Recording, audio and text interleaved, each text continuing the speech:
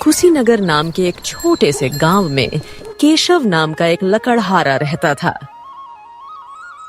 एक दिन लकड़हारा सुबह के समय लकड़ी काटने जा रहा होता है। तभी उसकी पत्नी सुनीता उससे कहती है, आखिर ऐसा कब तक चलेगा जी? हर रोज आप उम्मीदों का बोझ लेकर सुबह घर से निकलते हैं और शाम होते होते खाली हाथ, थके हारे, निराश होकर घर लौट आते हैं। क्या तुम्हें दिखाई नहीं देता? इस पूरे गांव में अगर किसी की हालत सबसे ज्यादा खराब है तो वो हमारी है। ना ढंग की आमदनी है, ना कोई सहारा। क्या करूं सुनीता?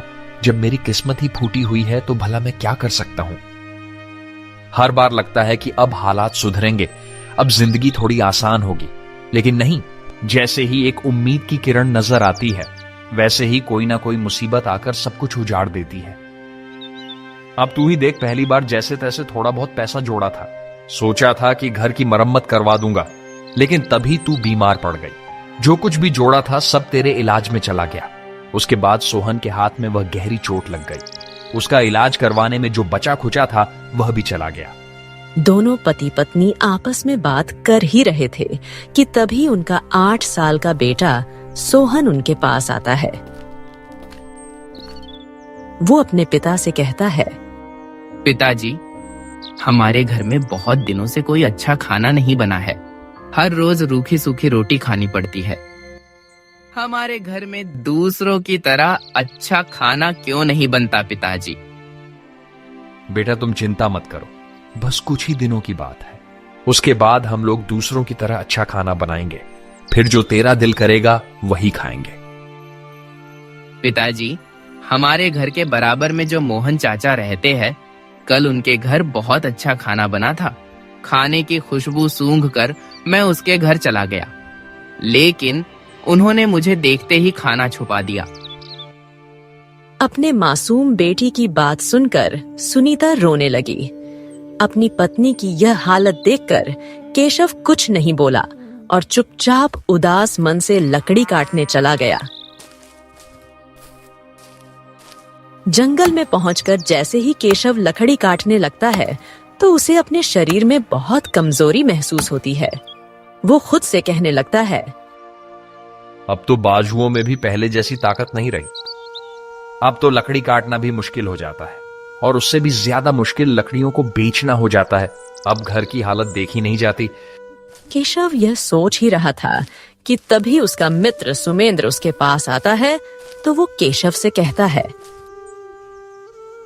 क्या बात है भाई केशव, बहुत उदास दिख रहे हो, और आज तुम्हारे हाथों में पहले जैसा जोर भी नहीं दिख रहा। क्या बताऊं भाई, तुम तो जानते ही हो मैं कितनी बड़ी आर्थिक तंगी में हूं। मेहनत तो बहुत करता हूं, लेकिन किस्मत साथ नहीं देती। केशव की बात सुनकर सुमेंद्र कहता है, भाई केशव, तेरी यह हालत देखकर तरस आता है, लेकिन कोई कर भी क्या सकता है। अब तो गांव के लोग भी तेरे बारे में उल्टी सीधी बातें बनाते हैं। जब तू आज लकड़ी काट कर आ रहा था तो एक आदमी मुखिया जी से तेरे बारे में कह रहा था कि केशव को गांव से निकाल देना चाहिए, क्योंकि केशव बहुत बड़ा मनहूस है। उसकी मनहूसियत धीरे धीरे पूरे गांव में फैल रही है। उसकी वजह से कभी भी हमारा गांव बर्बाद हो सकता है। केशव ने सुमेंद्र की बात का कोई जवाब नहीं दिया। केशव को चुप देखकर सुमेंद्र वहां से चला जाता है। सुमेंद्र के जाने के बाद केशव सोचने लगता है, हे ईश्वर, आखिर मेरे साथ ही यह क्यों हो रहा है? मैंने तो कभी किसी का बुरा नहीं चाहा, कभी किसी का दिल नहीं दुखाया, फिर मेरे ही सपनों के दिए क्यों बुझ गए? मेरी उम्मीदों के चिराग एक एक करके क्यों बुझते गए? धुंध ऐसी छाई है जिंदगी में कि अब तो कोई रास्ता भी नजर नहीं आता। यह गरीबी, इसने मुझे अंदर से तोड़कर रख दिया है। इतना सोचकर केशव हिम्मत जुटाकर कुछ लकड़ियां काट लेता है और फिर उन्हें बेचने निकल जाता है। काफी देर हो जाती है, लेकिन कोई भी उसकी लकड़ी नहीं खरीदता। लगता है आज भी खाली हाथ ही लौटना पड़ेगा। सुनीता बड़ी उम्मीद से मेरी राह देख रही होगी, सोच रही होगी कि मैं कुछ खाने को जरूर लाऊंगा, पर मैं क्या करूं? हालात ही ऐसे हैं। अब तो घर लौटने का भी मन नहीं करता। उस मासूम की नजरों का सामना कैसे करूंगा? वो नन्हा बच्चा भूखा होगा, आज मैं उसे क्या जवाब दूंगा? पूरे दिन का थका हारा केशव लकड़ी का गट्ठर लेकर अपने घर चला जाता है। लकड़ी का गट्ठर घर के बाहर डालकर वो दबे पांव घर के अंदर गया।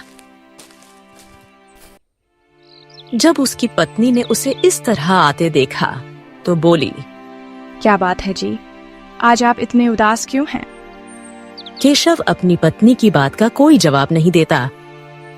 अपने पति को वो चुपचाप देखकर कहती है, आप बोलते क्यों नहीं? आखिर क्या बात है जो आज आप इतने उदास हो? केशव की आंखों में आंसू आ गए। वो अपनी पत्नी से कहने लगा, सुनीता, अब तो सारे गांव वाले भी मेरी बुरी किस्मत का मजाक उड़ाने लगे हैं। कोई मुझे मनहूस बताता है तो कोई कुछ कहता है, और आज किसी ने लकड़ी भी नहीं खरीदी, कोई पूछने तक नहीं आया। सोचा था लकड़ी बिक जाएगी तो आज घर में कुछ अच्छा खाने के लिए लेकर आऊंगा, लेकिन सोचा हुआ कहां पूरा होता है। अब फिक्र मत करो, ईश्वर ने चाहा तो एक दिन सब ठीक हो जाएगा।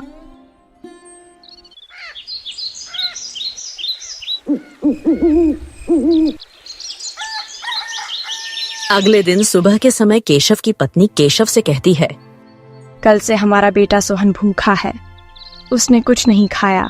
उसकी भूख अब मुझसे देखी नहीं जाती। आप एक काम करो, सेठ रंजीत की दुकान से कुछ सामान उधार ले आओ।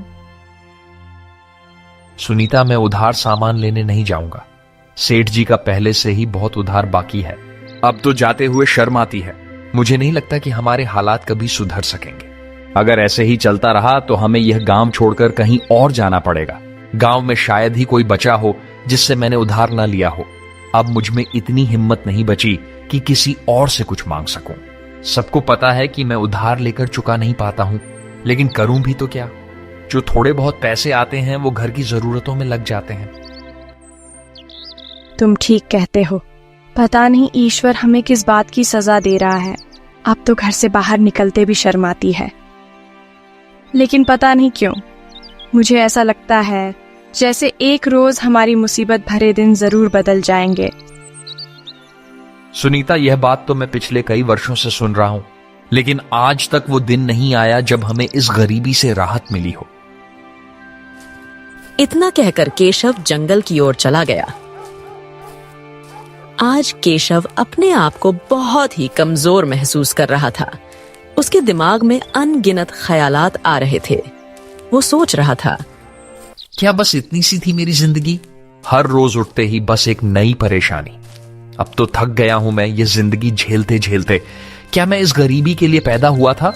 क्या मेरी तकलीफों का कोई अंत नहीं होगा? हर मोड़ पर बस ठोकरें ही क्यों हैं मेरे लिए? अब तो मन करता है कहीं दूर चला जाऊं, ना कोई मुझे जाने ना मैं किसी को। शायद अगर मैं ही ना रहूं तो सब ठीक हो जाए ना जीवित रहूंगा ना यह सब देखना पड़ेगा। केशव अपने विचारों में डूबा हुआ था। न जाने वो क्या सोच रहा था कि तभी उसके दोस्त सुमेंद्र की नजर उस पर पड़ी। वो जल्दी से केशव के पास गया और उससे कहने लगा, अरे केशव भाई, किस सोच में डूब गए हो? आज तो तुम लकड़ी काटने जंगल भी नहीं गए। केशव ने अपने दोस्त सुमेंद्र की बात का कोई जवाब नहीं दिया, क्योंकि वो पहले से ही बहुत उदास था। उसका किसी से भी बात करने का मन नहीं कर रहा था। केशव को चुपचाप देखकर सुमेंद्र बोला, अरे भाई, क्यों नहीं बोल रहे हो? मुझसे नाराज हो क्या? मैंने तो तुमसे कुछ कहा भी नहीं है। केशव अब भी सुमेंद्र की बात का कोई जवाब नहीं देता और जंगल की ओर चल देता है। यह देख सुमेंद्र को बहुत गुस्सा आता है। अरे बड़ा अजीब आदमी है। हम बोले जा रहे हैं और ये खुद बोलने को ही तैयार नहीं है।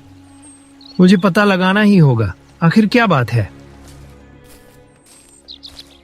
उधर केशव जंगल में जाकर एक पेड़ के नीचे बैठ गया और कहने लगा, हे ईश्वर, तू मेरी अभी कितनी और परीक्षा लेगा? मैं तो किसी के सामने रो भी नहीं सकता, क्योंकि सब गरीबी का मजाक बनाते हैं। केशव यह सोच ही रहा था कि तभी उसे एक आवाज आई, कोई है जो मेरी मदद कर सके। आवाज सुनकर केशव उठा और इधर उधर देखने लगा। तभी उसकी नजर एक साधु बाबा पर पड़ी, जो जख्मी हाल में जमीन पर गिरे हुए थे। केशव तुरंत उनके पास गया। बाबा, आपके पैर से खून बह रहा है, ये आपको चोट कैसे लगी? बेटा, मैं बहुत जरूरी काम से राजा के पास जा रहा था। जल्दीबाजी में मेरा पैर एक नुकीली लकड़ी से टकरा गया, जिससे मेरे पैर से खून बहने लगा है। केशव जल्दी से साधु महाराज के पैर पर एक कपड़ा बांध दिया, जिससे साधु बाबा का खून बहना बंद हो गया। फिर साधु महाराज केशव से कहने लगे, बेटा, मुझे बहुत प्यास लगी है। प्यास की वजह से मेरा गला सूख रहा है। अगर जल्दी से पानी नहीं मिला तो शायद मैं बच ना सकूं। कृपया तुम मेरे लिए कहीं से पानी ले आओ। बाबा, आप परेशान मत होइए, मैं अभी आपके लिए कहीं से पानी लेकर आता हूं। केशव तुरंत पानी की तलाश में निकल गया। काफी ढूंढने के बाद उसे कहीं पानी नहीं मिला। इससे केशव घबरा गया और इधर उधर देखने लगा, शायद कहीं से पानी मिल जाए। लेकिन उस जंगल में दूर दूर तक कोई तालाब दिखाई नहीं दे रहा था। हार थक कर केशव साधु महाराज के पास लौट आया और कहने लगा, साधु बाबा, मैंने बहुत तलाश किया लेकिन कहीं भी पानी नहीं मिला। अगर आपको पता हो कि पानी कहां मिल सकता है तो आप मुझे बता दीजिए, मैं अभी पानी ले आऊंगा। बेटा, यहां से 6 मील दूर एक तालाब है। वहां तुम्हें पानी मिल सकता है। वहां से तुम मेरे लिए पानी ले आओ। साधु बाबा की बात सुनकर थका हारा केशव जल्दी से पानी के लिए तालाब की ओर चल दिया।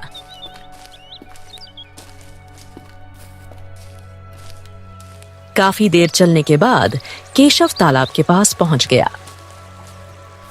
जैसे ही केशव ने पानी भरने के लिए बर्तन तालाब में डाला, अचानक तालाब में एक शैतान प्रकट हो गया। शैतान को देखकर केशव बुरी तरह से डर गया। फिर शैतान केशव से बोला, ए इंसान, तेरी हिम्मत कैसे हुई इस तालाब से पानी लेने की? क्या तुझे नहीं पता कि इस तालाब से कोई पानी नहीं ले सकता? अगर तुझे इस तालाब से पानी चाहिए तो मेरी एक पहेली का उत्तर देना होगा। अगर उत्तर गलत दिया तो इसी तालाब में डूबा कर मैं तुझे मार दूंगा।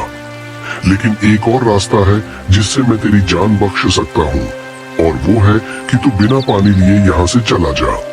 शैतान की बात सुनकर केशव गहरी सोच में डूब गया। वो सोचने लगा, मैं यहां से पानी लिए बिना नहीं जा सकता। मैंने साधु महाराज को पानी ले जाने का वचन दिया है और मैं अपने वचन को नहीं तोड़ूंगा, चाहे मेरी जान ही क्यों ना चली जाए। इतना सोचकर केशव शैतान से बोलता है कि मैं तुम्हारी पहेली का जवाब देने के लिए तैयार हूं। बताओ, क्या है तुम्हारी पहेली? मेरी पहेली ये है कि बिना पैरों के चलती जाए, ना थके न रुके, बस बहती जाए, राह बनाती मगर राह की मोहताज नहीं। बताओ क्या है वो जो दिखे पर पकड़ में आए नहीं। शैतान की बात सुनकर केशव सोच में डूब गया। बिना पैरों के चलती जाए, ना थके ना रुके, बहती जाए, राह बनाती मगर राह की मोहताज नहीं, ऐसी क्या चीज हो सकती है? काफी देर सोचने के बाद केशव शैतान से कहता है, तुम्हारी पहेली का जवाब है पानी। पानी ही वह चीज है जो बिना पैरों के चलता है, ना थकता है और ना ही रुकता, बस बहता रहता है। पानी अपनी राह खुद बना लेता है, वो किसी का मोहताज नहीं होता है। केशव का सही जवाब सुनकर शैतान हैरान रह गया। शैतान सोच रहा था कि केशव उसकी पहेली का जवाब नहीं दे पाएगा और फिर वो उसे खा जाएगा। लेकिन केशव ने बड़ी ही चतुराई से शैतान के सवाल का सही जवाब दे दिया। इससे शैतान को बहुत गुस्सा आया, लेकिन वो केशव से कुछ नहीं कह सका। फिर वो केशव से बोला, बहुत खूब, तुमने मेरे सवाल का बिल्कुल सही जवाब दिया है। तुम पहले इंसान हो जिसने मेरे सवाल का सही जवाब दिया है। अब तुम जितना पानी चाहो उतना पानी ले जा सकते हो। केशव ने जल्दी से अपना बर्तन पानी से भर लिया और तेजी से साधु महाराज की ओर लौट पड़ा।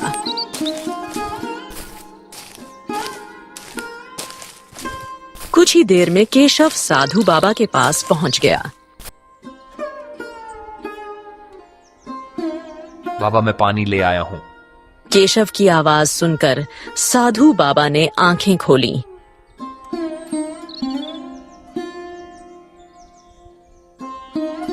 केशव ने उन्हें पानी पिलाया। पानी पीने के बाद साधु महाराज केशव से पूछने लगे, बेटा, मैंने तो उम्मीद ही छोड़ दी थी। मुझे नहीं लगता था कि तुम मेरे लिए पानी ला पाओगे, क्योंकि मैं जानता था कि उस तालाब में एक शैतान रहता है।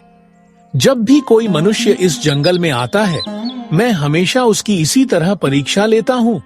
हर दफा मैंने देखा है कि हर मनुष्य उस शैतान से डर कर भाग जाते हैं, लेकिन तुम पहले मनुष्य हो जिसने उस शैतान की पहेली का सही जवाब दिया है और मेरे लिए पानी लेकर आए हो। मैं तुमसे बहुत प्रसन्न हुआ बेटा। तुम अपने वादे के पक्के हो। इतना कहकर साधु बाबा ने कुछ मंत्र पढ़े, जिससे एक सुंदर बिल्ली प्रकट हो गई। फिर साधु बाबा केशव से कहने लगे, तुमने अपनी परीक्षा पास होकर मुझे पानी पिलाया, इसीलिए मैं तुम्हें यह बिल्ली देना चाहता हूँ। साधु महाराज, मैं इस बिल्ली का क्या करूंगा? यह बिल्ली कोई साधारण बिल्ली नहीं, यह बहुत ही भाग्यशाली है। इसे अपने घर ले जा और अपनी बेटी की तरह पाल। यह बिल्ली तेरी किस्मत बदल देगा। मैं जानता हूँ तू सबसे ज्यादा अपनी किस्मत से परेशान है, वरना तेरे अंदर तो कोई कमी नहीं है। तू मेहनती है, ईमानदार है, ना तुझ में लालच है, ना किसी का बुरा करने का भाव। तू तो वो है जो दूसरों की मदद करता है, चाहे खुद कितनी ही मुश्किल क्यों ना हो। यह बिल्ली तेरे जीवन की दिशा बदल देगा। अब तू यहाँ से जा, तेरी पत्नी तेरा इंतजार कर रही होगी। साधु महाराज के कहने पर केशव उस बिल्ली को अपने घर ले जाता है। जब उसकी पत्नी बिल्ली को देखती है तो वह केशव से कहती है, आप ये बिल्ली कहाँ से ले आए जी? अपनी पत्नी के पूछने पर केशव सुनीता को सारी बात बता देता है। ये आपने क्या किया जी? आप इस बिल्ली को क्यों ले आए? हमारे घर में तो पहले से ही खाने के लाले पड़े हुए हैं और अब आप इस बिल्ली को भी ले आए। साधु महाराज को अगर कुछ देना ही था तो धन देते, जिससे हमारी मुश्किल घड़ी थोड़ी आसान होती। इस बिल्ली से तो हमारी मुश्किल और बढ़ गई है। सुनीता, ऐसा ना कहो। साधु महाराज ने कुछ सोच समझकर ही यह बिल्ली मुझे दिया होगा। उन्हें भी तो हमारी गरीबी के बारे में अच्छी तरह से पता है। दोनों पति पत्नी आपस में बात कर ही रहे थे कि तभी वहां उनका बेटा सोहन आ जाता है।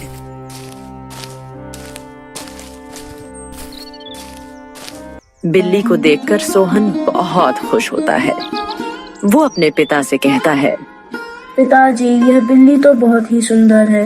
यह मुझे बहुत पसंद आया।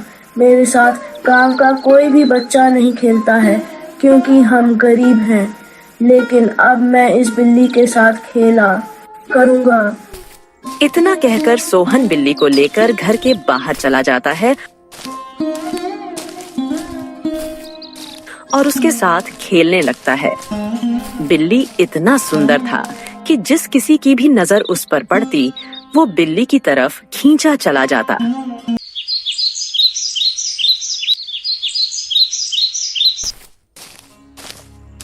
अगले दिन जब केशव लकड़ी काटने जा रहा होता है, तभी एक गांव का मुखिया केशव के घर जाता है। मुखिया को पहली बार अपने घर आते देख केशव मुखिया से कहता है, मुखिया जी, आज मेरे घर में कैसे आना हुआ? वो गरीब के पास ऐसा क्या है जो आप मेरे पास चलते चलते आए? आज से पहले तो आप मेरे घर कभी नहीं आए।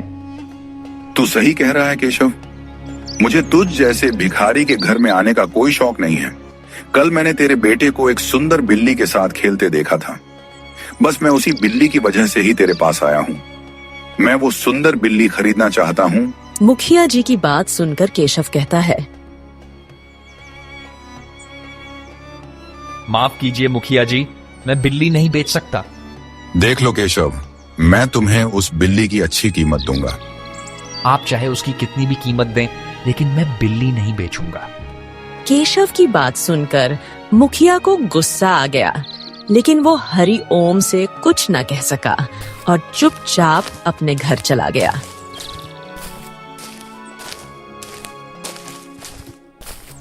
मुखिया के जाने के बाद केशव की पत्नी उससे कहती है,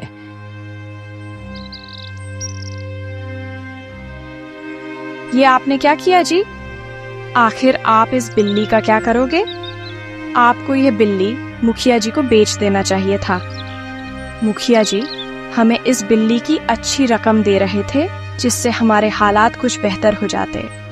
सुनीता, मैं ये बिल्ली किसी भी कीमत पर नहीं बेचूंगा, क्योंकि ये बिल्ली मुझे साधु बाबा ने भेंट किया है और भेंट की हुई चीज को कभी नहीं बेचते हैं।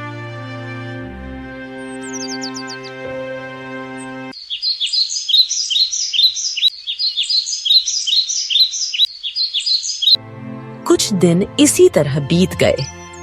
अब सुनीता भी बिल्ली से प्रेम करने लगी थी।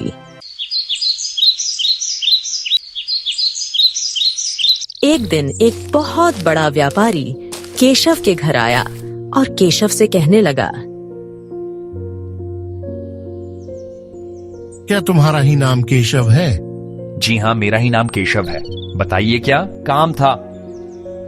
मुझे तुम्हारा वो सुंदर बिल्ली खरीदना है। वो मुझे बहुत ही अच्छा लगा। तुम जितना चाहो उतनी कीमत देने के लिए तैयार हूँ मैं उस बिल्ली की। मुझे धन से कोई प्रेम नहीं है। आप मुझे चाहे कितना भी धन दो, लेकिन मैं वह बिल्ली नहीं बेचूंगा। अरे बड़े बेवकूफ इंसान हो। मुंह मांगी कीमत मिल रही है, फिर भी बेचने को तैयार नहीं हो। चलो कोई बात नहीं, जैसी तुम्हारी मर्जी। इतना कहकर व्यापारी चला जाता है। व्यापारी के जाने के बाद केशव की पत्नी गुस्से में अपने पति से कहती है, जब से यह बिल्ली हमारे घर में आया है, हमें इससे कोई फायदा नहीं हुआ है, बल्कि इसकी वजह से हमारे घर का खर्च और बढ़ गया है। पहले आपने मुखिया जी को बिल्ली बेचने से मना कर दिया, और अब व्यापारी को आखिरकार आप इसका क्या करेंगे जो आप इसे बेचना नहीं चाहते? सुनीता, साधु महाराज ने कहा था कि इस बिल्ली को अपनी बेटी की तरह पालना, और मैं इस बिल्ली को अपनी बेटी के समान ही मानता हूँ। फिर भला कोई बाप अपनी बेटी को कैसे बेच सकता है? केशव की बात सुनकर सुनीता का गुस्सा थोड़ा शांत हो गया। जिस राज्य में हरि ओम रहता था, उस राज्य का राजा सोमनाथ बहुत ही दयालु था, लेकिन कुछ समय से राजा गहरे दुख में डूबा हुआ था। दरअसल उसकी बेटी सुमित्रा की अचानक आंख की रोशनी चली गई, जिससे वो अंधी हो जाती है। राजा ने अपनी पुत्री का इलाज करवाया, लेकिन उसकी पुत्री की आंखों की रोशनी वापस न आ सकी। एक दिन राजमहल में वही साधु बाबा आए, जिन्होंने केशव को बिल्ली दिया था। राजा उन साधु बाबा से बोले, बाबा, मैंने अपनी पुत्री का इलाज राज्य के बड़े बड़े वैद्यों से करवा लिया, लेकिन कोई फायदा नहीं हुआ। उसकी आंखों की रोशनी वापस नहीं आई। अब आप ही कुछ बताइए, जिससे हमारी प्रिय पुत्री की आंखों की रोशनी वापस आ जाए। महाराज, आपकी पुत्री की आंखों की रोशनी केवल एक ही तरीके से आ सकती है, और वह तरीका है मायावी बिल्ली का आंसू। जब एक गरीब नेक आदमी अपने हाथों से मायावी बिल्ली का आंसू राजकुमारी की आंखों में डाले, तो राजकुमारी की आंखों की रोशनी वापस आ जाएगी। बाबा, मुझे वो मायावी बिल्ली कहाँ मिलेगा? आप मुझे बता दीजिए, मैं उसे किसी भी कीमत पर ढूंढ लाऊंगा। और रही बात गरीब आदमी की, तो हमारे राज्य में गरीबों की कोई कमी नहीं है। महाराज, याद रहे, केवल वही गरीब आदमी राजकुमारी की आंखों में बिल्ली का आंसू डाल सकता है जो ईमानदार और नेक दिल हो, जिसके अंदर जरा सा भी लालच ना हो। अच्छा, तो वो बिल्ली मुझे कहाँ मिलेगी? वो बिल्ली आपके ही राज्य के एक छोटे से गांव अमरपुर में एक गरीब ईमानदार लकड़हारे के पास है, जिसका नाम केशव है। साधु बाबा की बात सुनकर राजा कुछ सिपाहियों के साथ तुरंत अमरपुर गांव की ओर रवाना हो गए। कुछ ही देर में वह अमरपुर गांव में पहुंच गए। जब गांव के मुखिया को मालूम हुआ कि राजा सोमनाथ गांव में आए हुए हैं, तो वह राजा के पास दौड़ा दौड़ा गया और राजा से कहने लगा, हमारे तो गांव के भाग्य खुल गए महाराज कि आप हमारे गांव में पधारे हैं। मुखिया जी, अभी मैं किसी भी प्रकार की बात नहीं करना चाहता। आप मुझे बस इतना बता दीजिए कि केशव लकड़हारे का घर कहाँ पर है, जिसके पास एक बिल्ली है। महाराज, मैं अभी आपको केशव लकड़हारे के घर ले चलता हूँ। मुखिया राजा को लेकर केशव के पास पहुंच गया। राजा को अपने घर पर देखकर हरिओम हैरान रह गया। राजा केशव से बोला, क्या तुम्हारे पास कोई बिल्ली है? हाँ महाराज, मेरे पास एक बिल्ली है। वह बिल्ली मेरे लिए बहुत ही प्रिय है। मैं उसे अपनी बेटी की तरह मानता हूँ। केशव, मुझे वो बिल्ली चाहिए।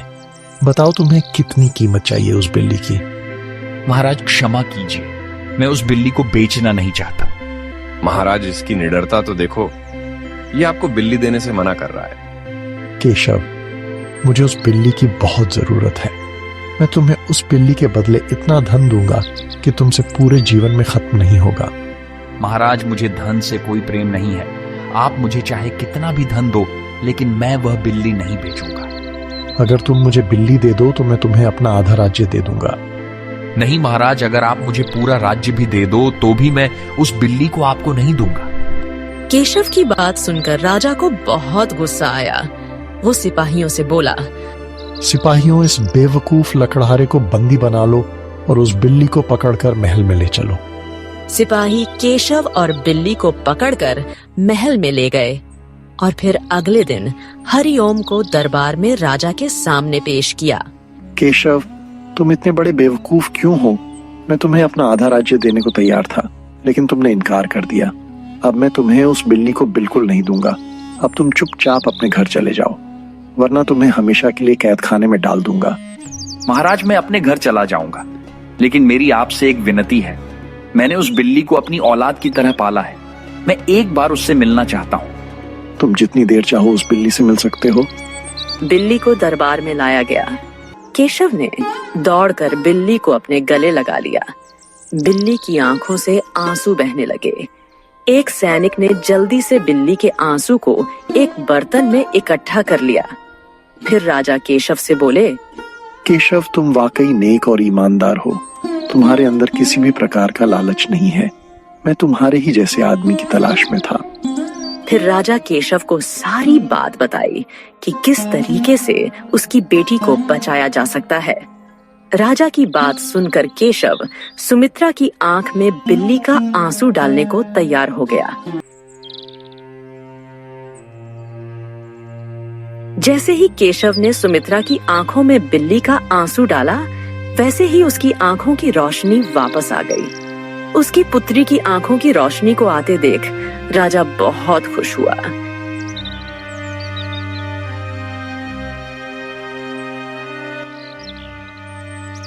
केशव, तुम्हारी वजह से ही सुमित्रा की आंखों की रोशनी वापस आई है। हम तुम्हारा यह एहसान जीवन भर नहीं भूलेंगे। आज से तुम्हें इस राज्य का मंत्री बनाया जाता है। मुझे तुम्हारे जैसे ही नेक और ईमानदार इंसान की जरूरत थी, जिसके अंदर जरा सा भी लालच ना हो। राजा केशव को मंत्री पद पर नियुक्त कर देता है। उसके बाद राजा केशव को खूब सारा धन देता है, जिससे केशव की गरीबी हमेशा के लिए दूर हो जाती है और फिर केशव अपने परिवार के साथ राजमहल में रहने लगता है।